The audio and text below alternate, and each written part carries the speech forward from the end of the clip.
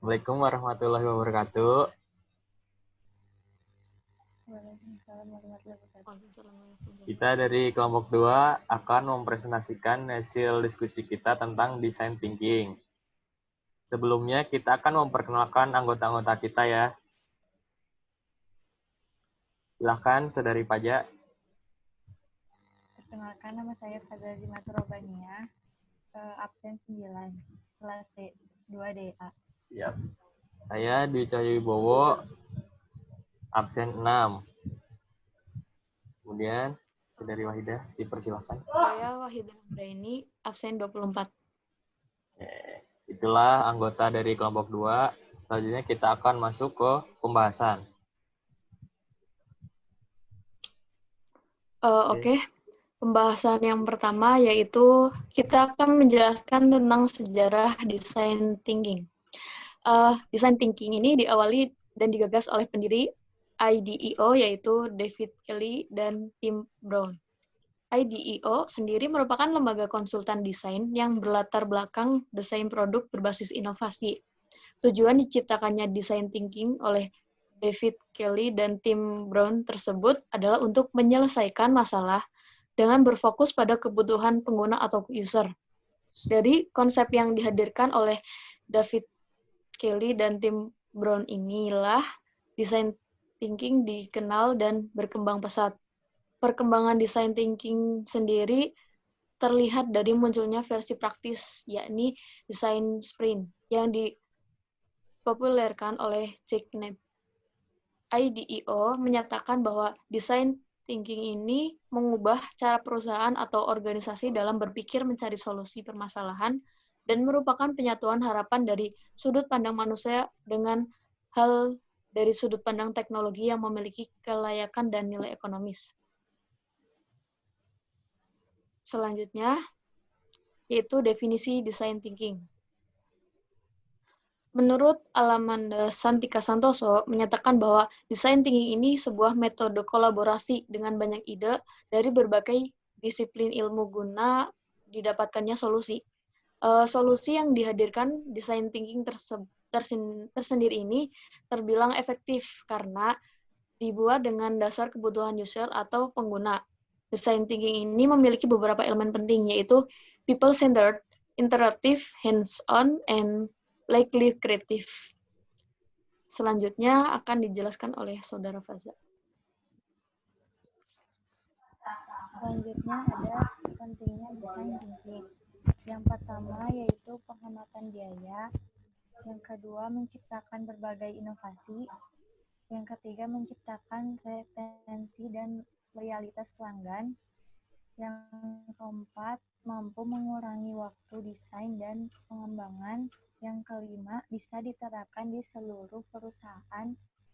Yang keenam, memanajemen sesuatu tentu lebih matang karena tidak hanya berpatok pada konsep semata, tapi juga ada prototipe dan evaluasi.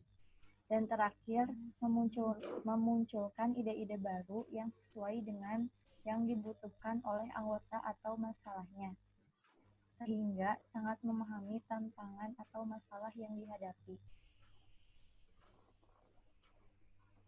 Selanjutnya, tahapan proses design thinking. Proses yang pertama yaitu empatis, yaitu di tahap ini kita harus memahami masalah yang akan diselesaikan dengan cara turun langsung ke lapangan dan mengumpulkan data-data. Lalu yang kedua ada define. Define di sini memikirkan apa yang diinginkan target pasar. Dan yang harus diperhatikan ada peletakan produk, target pasar, dan packaging yang digunakan. Kemudian tahap yang ketiga ada ideate. Pada tahap ini, ide-ide dikumpulkan sebanyak-banyaknya dan menentukan cara terbaik untuk memecahkan masalah berdasarkan hasil diskusi. Setelah itu, tahap keempat ada prototype. Tahap prototype mencoba mengaplikasikan dari ide yang sudah dipilih dari tahap sebelumnya dan dikembangkan dari kekurangan prototipe agar sesuai dengan keinginan pasar. Kemudian tahap terakhir yaitu tes, pengujian kepada customer. Apakah sudah sesuai atau masih ada kekurangan. Setelah sesuai dengan keinginan customer, maka produk dapat diproduksi massal. Nah, berikut ini adalah kesimpulan dari hasil diskusi kita.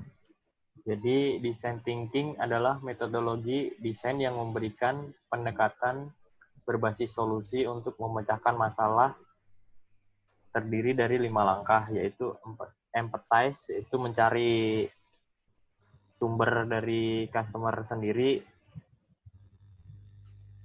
untuk mencari masalah yang sedang terjadi di perusahaannya. Kemudian define, kita mencari ide-ide apa yang akan menyelesaikan masalah tersebut.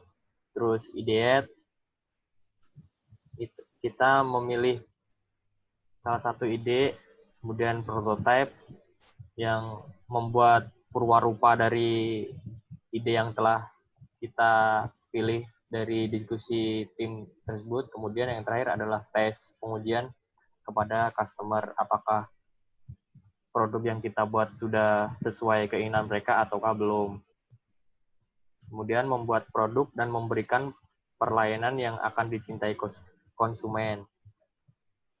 Kemudian berbicara dengan customer dan rekan kerja. Kemudian jika ada kekurangan pelayanan yang diberikan, katakanlah, sehingga antara customer ataupun rekan kerja bisa mengetahui kekurangan dari produk kita.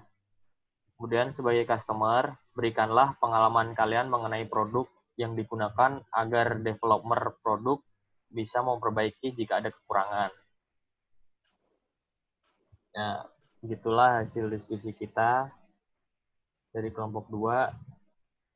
Terima kasih atas perhatiannya. Wassalamualaikum warahmatullahi wabarakatuh. Waalaikumsalam.